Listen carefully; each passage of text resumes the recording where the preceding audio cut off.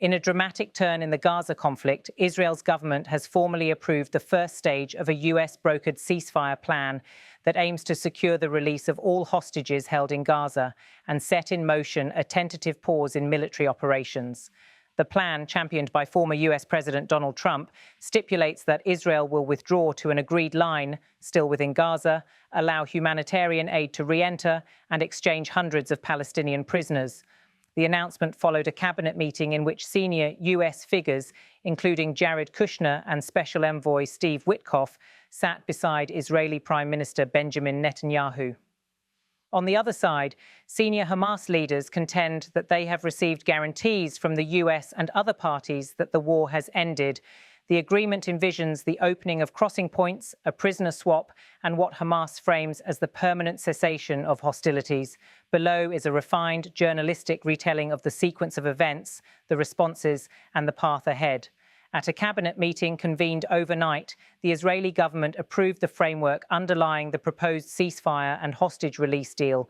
According to statements from Netanyahu's office, the government has just now approved the framework for the release of all of the hostages, the living and the deceased.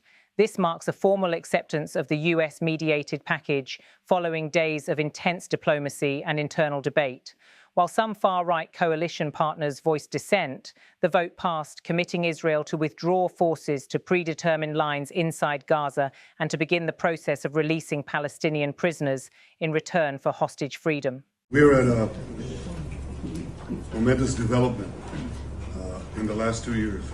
We fought during these 2 years to achieve our war aims, and a central one of these war aims is to return the hostages, all of the hostages, the living and the dead. And we're about to achieve that goal. We couldn't have achieved it without the extraordinary help of President Trump and his team, Steve Witkoff and Jared Kushner. They worked tirelessly with Ron. At the cabinet meeting, Netanyahu paid tribute to the US team. We at a tremendous development. The central one of these war aims is to return the hostages, all of the hostages, the living and the dead. We couldn't have achieved it without the extraordinary help of President Trump and his team, Steve Witt and Jared Kushner. They worked tirelessly. You put in your brains and your hearts for the benefit of Israel and for the benefit of these families. He also spoke on behalf of Israel's population, saying he thanks the US envoys on behalf of the people of Israel. Netanyahu's remarks underscore how Israel frames the proposal as not merely a diplomatic deal, but a war objective, one whose completion has been a central priority. On the Palestinian side, a prominent Hamas leader claimed that Gaza was entering a new phase. The deputy chairman of the Hamas Political Bureau declared that his group had received guarantees from the US and others that the war has completely ended. He laid out the contours of the agreement.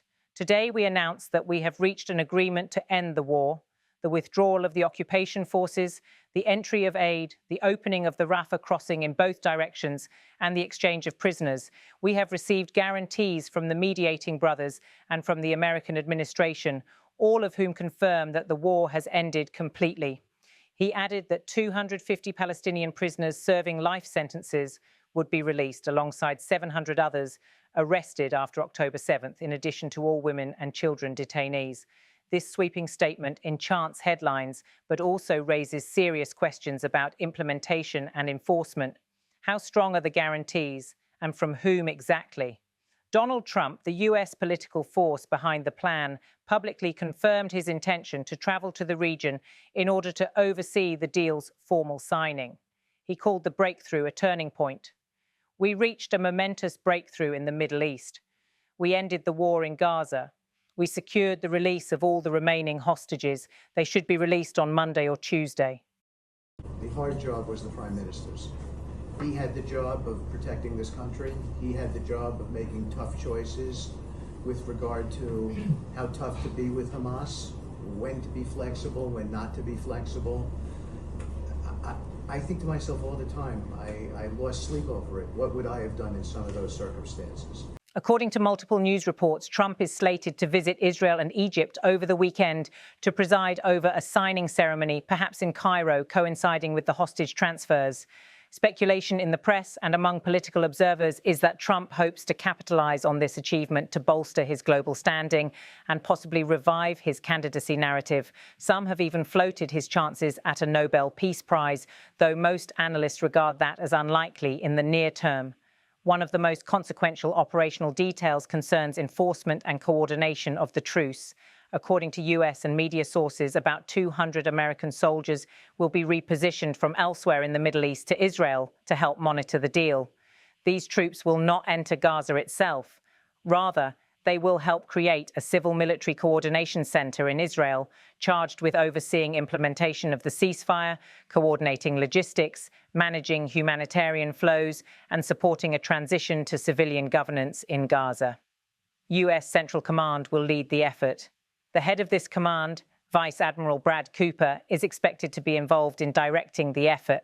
Additionally, the plan envisions participation from Arab and Muslim states in the region, Egypt, Turkey, the United Arab Emirates, Qatar, and possibly others, to help oversee and legitimize the process. In this setup, the US troops act as a guarantor, not as an occupying force, emphasizing monitoring rather than direct tactical operations in Gaza. The president believes that. My president believes it. He believes that Prime Minister Netanyahu made some very, very difficult calls. And here we are today because Hamas had to, they had to do this deal. The pressure was on them. They were backed up. And you've got the bigger army. You were making inroads. And that's what led to this deal. Hamas would release living hostages and the remains of deceased captives within 72 hours. Israel would release hundreds, possibly thousands of Palestinian detainees, particularly women, children, and those arrested post-October 7th. Israel forces would reposition to pre-arranged lines within Gaza, allowing aid to re-enter and civilians to return where safe. Border crossings, especially Rafah, would reopen in both directions. Humanitarian access would scale up. At present, at least 48 hostages remain in Gaza. Some sources suggest only a portion are survivors. Media also report that the deal excludes high-profile detainees, such as Marwan Barghouti, from the prisoner release list. If all proceeds as planned, the deal could mark the end of 2 years of conflict that began with the October 7th, 2023, Hamas-led incursion into Israel. The war has exacted catastrophic human costs, especially in Gaza, where over 67,000 Palestinians are estimated to have been killed. Still, historical precedent casts a long shadow. Past ceasefires have failed, hostages have been withheld, and violations widespread. The durability of this agreement hinges on political will, alignment of interests, and enforcement mechanisms. Already, Israel has pulled back troops in some sectors, such as Khan Yunis, where shelling was still reported even as redeployment began. Those inside Israel largely greeted the approval with cautious relief, especially among families of hostages. However, right-wing coalition partners voiced concerns over security risks posed by releasing Palestinian prisoners. Globally, responses were positive. Regional mediators, including Qatar, Egypt, and Turkey, were credited with facilitating key concessions and brokering trust. The United Nations, the United Kingdom, and other major powers welcomed the deal as a breakthrough step, while calling for vigilance in enforcing it and addressing the reconstruction and humanitarian needs of Gaza. In media commentary, The Washington Post ran a headline, unusual for positioning relative to Trump, declaring, "Yes, Trump deserves the Nobel Peace Prize." Trump promptly shared it on his social media platform. Nevertheless, a cautious centre-left commentary in outlets such as Le Monde emphasised the gamble that Hamas has made, pointing out that guarantees are only as strong as enforcement and that disarmament, governance and territorial control remain unresolved. One of the thorniest issues concerns post-war governance. Multiple reports indicate that Egyptian intelligence is preparing a cadre of 2,000 to 5,000 Palestinian security personnel trained in Egypt to assume control in Gaza. Media also mentioned 15 Palestinian technocrats who may be appointed to run a transitional administration. One conspicuous name has surfaced in speculation, former British Prime Minister Tony Blair. Some reports suggest he may take a leadership or advisory role in a post-war Gaza governance structure, possibly based in Egyptian territory. Jared Kushner is also mentioned as potentially being involved in that committee. Whether such proposals gain local legitimacy and whether Egypt would host this structure is unknown. A key demand from Israel and some mediators is the disarmament of Hamas or the transfer of all military control to a third party. However, Hamas leadership has not given a clear assent on this point. One Hamas spokesperson declined to confirm whether this agreement includes the disarming of the group. Without clarity, the risk remains that Hamas retains clandestine military capabilities, undermining Israeli security concerns and possibly triggering renewed conflict.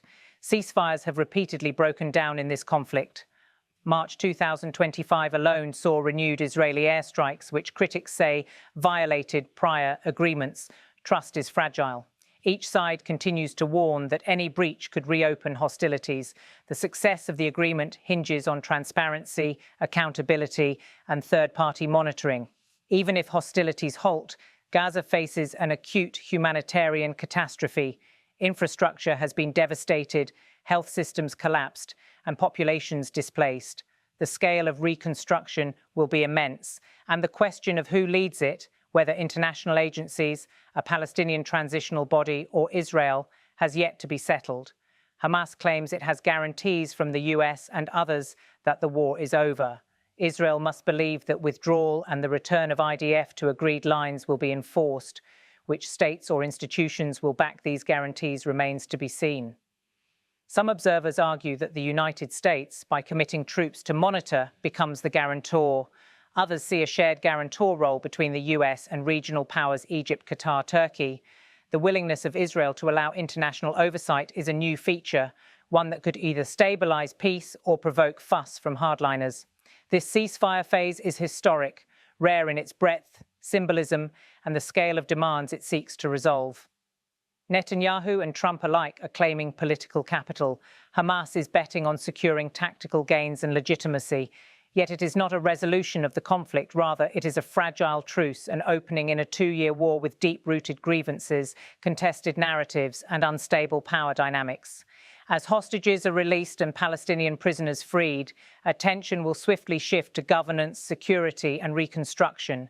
The world will watch on the ground and in the corridors of diplomacy to see whether this moment can mature into durable peace or simply collapse under its own weight. I want to personally thank both of you, Steve, Jared. It's been long hours.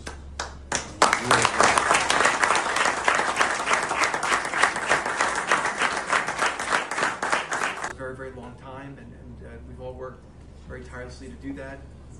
But I really want to say that this all went. We're at a momentous development in the last 2 years.